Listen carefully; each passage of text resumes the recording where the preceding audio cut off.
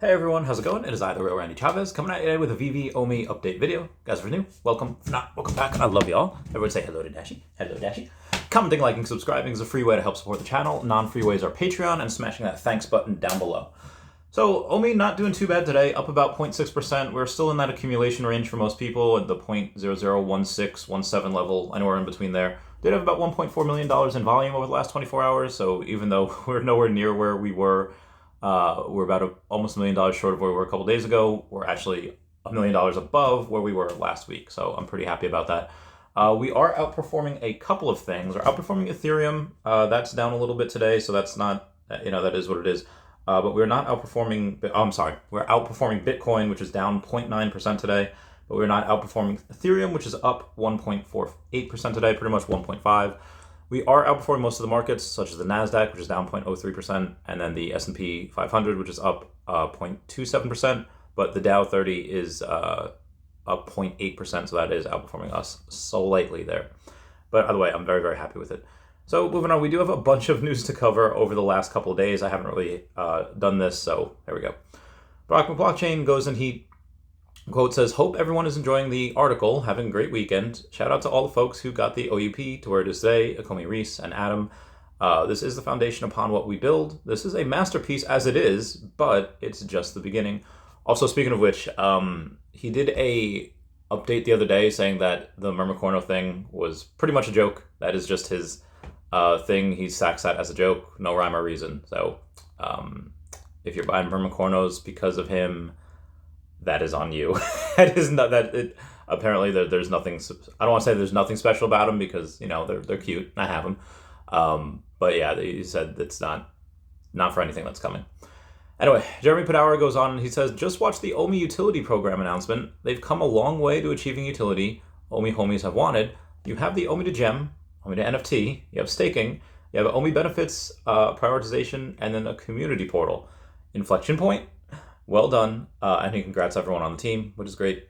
So Akomi doesn't respond to that, but they do go and say that as soon as crypto to gem is live, we'll begin accruing gems that can be redeemed with OMI. So in that gem pool, the gem pool that they donated 1 million gems to, so even if they don't get any crypto, anything from crypto to gem, which obviously they will, and here's what I did want to talk about today, but I'll finish this thought first. If anyone wants to go and use their OMI to buy gems. So it's basically OMI to NFT. OMI to NFT is slightly different because that is going to be peer-to-peer. That's not going to be, person to the Veve app. But if they do want that, they can get that. They'll be like, oh, hey, this thing is 500 gems. Well, I have a lot more than $500 worth of OMI. I'm going to get that. I'm very, very torn here because obviously I want a lot of, and this is how you burn OMI from the circulating supply. They get gems. Every single gem that you buy from that pool with OMI, all of that OMI is burned. And it's like, well, Chavez, how do they make money? Well, it's from that particular pool. They get that pool because the fees go into it. So it's great. And that's what you'll get with crypto to gem as well. Crypto to gem, that should happen within the next 6 weeks. So we should start building that. And as soon as they start building that, that I think is when they will light the 5.6 billion OMI on fire from their business development fund. So that's going to be really great. Comment down below if you've heard anything different, but I think as soon as it goes live, that's when they're going to do it. But anyway, part of me wants people to go and burn OMI because that's great. It decreases from the circulating supply. It'll help the price go up. But also, if you only have like $2,000 worth of OMI and you're spending 10% of it on what you want, I get it. You're kind of diversifying, only putting 10% into collectibles, but it's just like, how much is that OMI going to be worth? And the reason why I'm comfortable kind of warning against that is like, hey, don't spend all your OMI, is because people are going to spend a lot of their OMI. People are going to be like, oh, I had $2,000 worth of OMI, now I have $4,000 worth of OMI. I can literally spend $1,000 worth of OMI, 25% of what you have, and still have a 50% gain. I guarantee you people are going to do that. So yeah, it's found money. That's what's going to happen. I think $1 million worth of OMI going into gems, I think that could be done in a couple of days. I think that could be done very, very quickly. So this is why I'm excited the crypto to gem comes first, because you're able to get to replenish that field. And Akomi continues and they say, so even though transactional OMI features will take a little longer, you'll have more transparency around it all and know how many gems will be available when it's live. So that's great. We'll always get to see a count there. But that does bring me to the OMI progress bar, which the OMI progress bar, as per Reese the other day, this is not automatically updated. Somebody does have to go in there and manually update it. Expect to see updates on this maybe once a month, where the progress bars will get a little more filled in. But they are not, this is not how much time is left on them. It's just how close they are. They could prioritize any one thing. Like obviously, the waitlist drop system is pretty close. Crypto to gem, we know, is going to be well before the end of the year. It should be, they said it's going to be sometime in November, but I'm going to say, let's say early December, early to mid-December. Hopefully my birthday, which is December 15th. Hopefully that. You do have when they prioritize it, again, I don't think they're going to announce it. I think you're just going to have to continuously check this and continuously refresh the page with the roadmap. And then hopefully one day you're just like, uncontrollable flailing of the upper extremities. But anyway, how else are we going to start burning OMI is the bronze tickets. And if the waitlist right now, the waitlist drop system is pretty much almost complete, how are they going to go and do that without having bronze tickets? Because the bronze ticket's right next to it, and it doesn't look like it's there. But just because one is completed doesn't mean it's ready to roll out. So if you scroll down to the OUP bronze tickets, it says it requires a layer 2 spot wallet, which should be very easy to build because we already have the OMI wallet in the app already. Now you're going to have two different things with that. You're going to have a staking wallet, and you're going to have a spot wallet. Now the spot wallet is what you need to go and be able to spend it from, OMI peer-to-peer stuff and OMI, OMI for those bronze tickets. The staking wallet won't come for a while. That's they have to do other stuff first. But it shouldn't be that hard to build for the OUP spot wallet. So if the bronze tickets require the spot wallet to happen first, then you can put that as a priority. And the item creation and indexing and the mechanisms to build for transacting the OMI to bronze tickets, which would be your OMI wallet. Or I'm sorry, the OMI spot wallet is what you would need. So you're actually prioritizing a couple of things here. You're prioritizing, in these three things, you have the OMI spot wallet, the bronze tickets, and then the waitlist drop system. So I think it's very, very reasonable that all three of these come around the same time. And that it's very possible that these do happen by end of year. Because the waitlist drop system, that is happening very, very soon. It looks like it's happening before crypto to gem. And crypto to gem should be, it should be it should be this month, but maybe next month. That waitlist drop system, I don't think they would drop that unless we had MCP. So maybe what is preventing this from coming first is MCP, because that waitlist drop system, you have a certain percent of it that's going to be saved for master collector points, and a certain percent of it that's going to be saved for, the OMI wagering via those bronze tickets. I think that's very, very bullish. And speaking of bullish stuff, we do have Rock Blockchain saying, talking about somebody posted a chart, I think it was Hello K, saying that, wow, OMI really dumped after this, after the announcement. And Rock Blockchain says, gives everyone that millionth chance to do what they want before saying, I wish. It'll soon burn more, so I don't care. Only alives watch markets anyway. And he does go on and tweet and says, crypto pay-in, it fuels OMI to gem 2%, which allows OMI to gem, just one of the core parts of OUP. So it seems like he's very, very excited for that. And we do have Puddin' Cheeks answering a couple of questions over in the Discord. Crypto Dentist says, so 50% dip only matters if you manually pull out season to season, talking about OMI staking. And Puddin' Cheek says, yep, and you lose the rewards by unstaking during the grace period. Puddin' Cheek says, because you can't restake for 30 days. Crypto Dentist says, the downside, though, is if OMI 20Xs, and if you're in Tier 5, you couldn't pull out unless you manually did it and take a penalty, correct? And Puddin' Cheek says, no, at the end of the year, you can adjust down and not unstake. So if OMI does 5X or 10X, and, if you had $5,000 in there and suddenly have $50,000 in there, yes, at the end of the year, you can adjust down.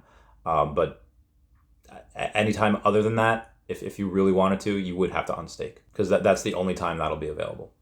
And Crypto Dentist says that doesn't address if if OMI 20x's in a very short amount of time, a very small period, and Putin says, no, that's kind of the point of staking, is that, you lock it up regardless of what happens.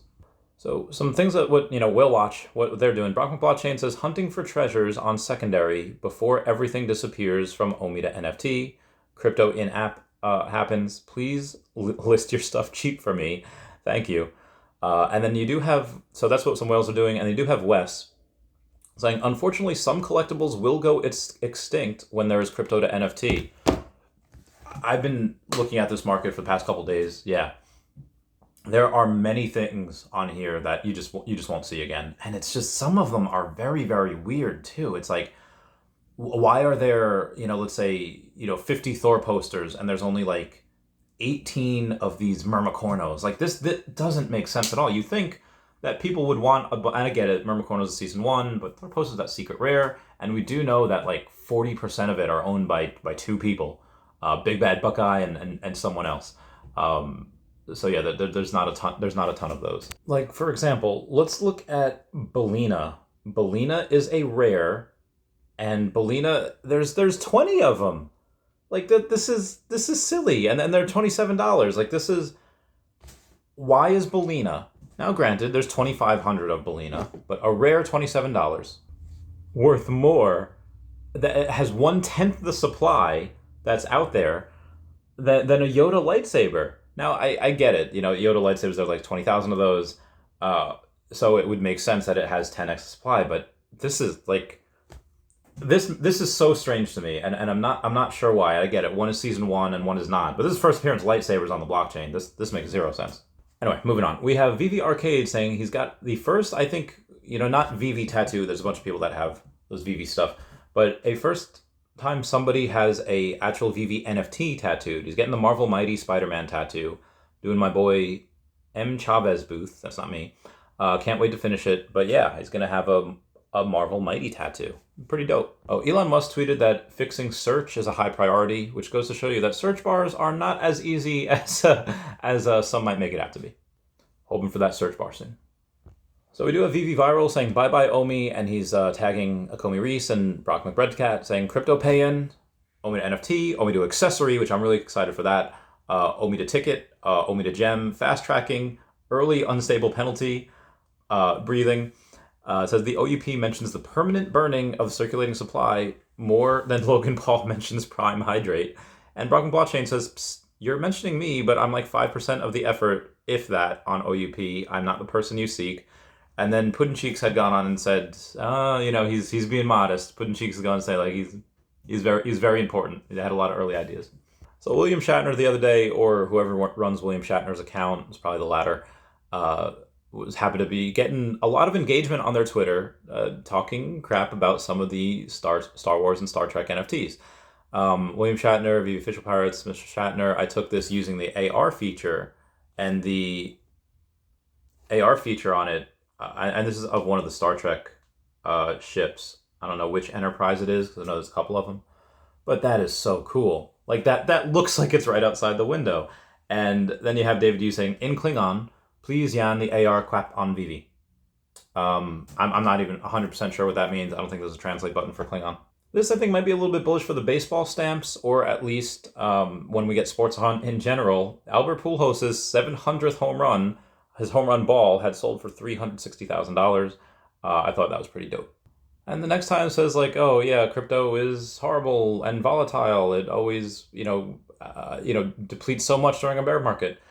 Okay, well, these following companies that are publicly traded are down 70% to 91.4%, and they are Zillow, Zoom, Spotify, Lyft, Cloudflare, Block, Twilio, Okta, Coinbase, Shopify, DoorDash, Snap, DocuSign, Asana, Affirm, and Peloton.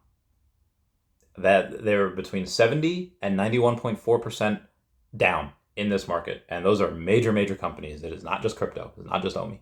OMI's actually outperforming all of them.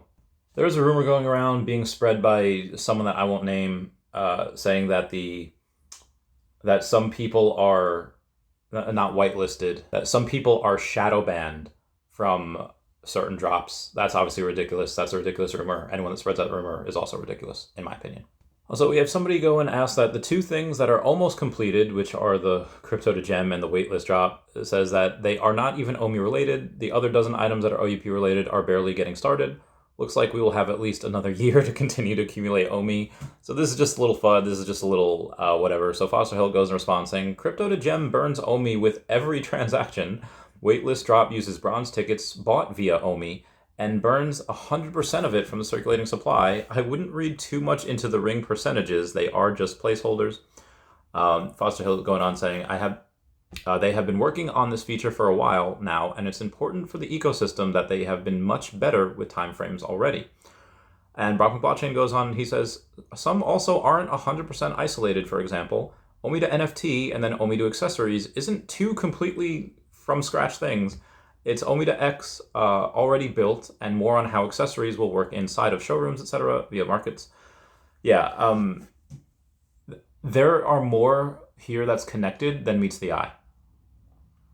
Moving on. Also, I tried to get William Shatner on the podcast, and I said, love your takes on things. Would it be possible to get you on the podcast to talk about some of your recent hot takes? He did not answer. Brockman Blockchain says, imagine if 10,000 swimming things all got access to one of 10,000 other things. Okay, I'll continue. He says, I need another dimension to probably explain it better. Cryptic for now, I guess. Nothing to see here. And C is spelled S-E-A. Well, swimming things are Feesh. You know, that's pretty easy. And nothing to see here. I guess you can buy them on OpenSea. Does one Feesh... I'm trying to interpret this best I can. Imagine maybe if you have a Feesh of the first, the 10,000, because there's only a 10,000 project. Maybe if that sells out, he'll do another 10,000 and you get whitelisted for that. I don't know. That seems like a lot. Comment down below your theories about that for the Feesh fam. That is interesting. Here's why I'm excited for a potential Nintendo partnership with Veve. Is this confirmed? Absolutely not. No idea. But I mean, if they are in talks with Pokemon, Nintendo's probably right around the corner because they own 33% of it. Anyway, Comics and Crypto go and they post about a Mario Bros. Arcade Classic series. This is the one where they're actually in the sewers and they're jumping on all these turtles. It had sold for $264,000. It was a 9.6 sealed. It's insane. Sleeping Comics did a vid a couple days ago. I'll subscribe to him. And Akomi actually came back and commented, says, appreciate the feedback, Sleepin'. We know it sounds complex when you're reading all the details behind the scenes, but once these features are in-app, they should be pretty simple to use and understand. Of course, the real beauty is that it's an opt-in system. People can still have a great Veve experience using and enjoying MCP points as well. So obviously you could do it with OMI, you could do it with MCP points. You could just go in and just use cash and you could still, none of this takes away any amazing experiences for people that just use cash. But I'm happy they're doing this. Hello K comments on it as well, saying, I just watched Sleeping Comics video on OUP. I remember before Amazon had the quick checkout option, you'd have to add items, quantity, and fill in details, and now this stuff is all saved, and it's currently just one button. What about one-click option to buy OMI on the Veve app? Huh? Which they will have it on the web app at some point, I don't know when. And Brock Blockchain says, I think this seems hinted at in the roadmap. And yes, you'll be able to do that. Exchanges, Brock is meh on, but buying within Veve, huge. Said it before, I'll say it again. Veve becoming their own exchange is absolutely bananas, and I can't wait for it. Also, The Modern Investor, which has about 250,000 subscribers, had said that to say I'm hyped is an absolute understatement. Let's go. And that was a OMI Token Portal utility program. I asked him to get on the podcast. I've been asking him for months now. He still ignored me. Maybe one day. Also, ARK Invests, Kathy Wood's ARK Invests goes and reports that Bitcoin is actually less volatile than the markets. That's insane. Anyway, that's it for me. Please comment, like, and subscribe. Comments are good for the YouTube algorithm. Everyone say bye-bye to Dashi. Bye-bye, Dashi. I love you guys. Goodbye. Meow, meow, meow, meow, meow. Veve, sleeping, subscribe. Meow.